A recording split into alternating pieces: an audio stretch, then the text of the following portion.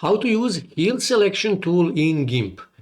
Heal tool is used to smoothly remove unwanted objects from the image so it looks like they were never there. Now to do that, first you need to create a new layer. Click here and then I will name it GIMP and make sure that it is filled with transparency. Then click here on OK.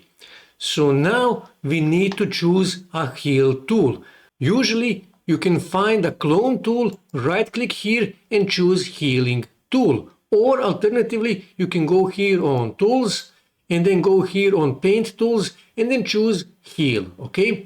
So now you need to adjust the size of the brush and you need to choose a source point.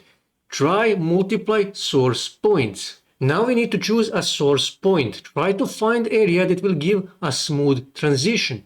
Now, to do that, press Ctrl on your keyboard and then try different points to find one that will give the best transition, okay? Something like this. So now you need to click here on Sample Merged, okay? And now you need to adjust again size of the brush. And here you can see I'm removing this. As you can see, I smoothly removed this bird.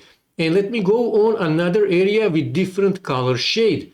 And here you can see I again removed smoothly this bird here. So it looks like it was never there, okay? When you hide this transparent layer, you will get the original image. And when you activate it, you will get the removed birds, okay?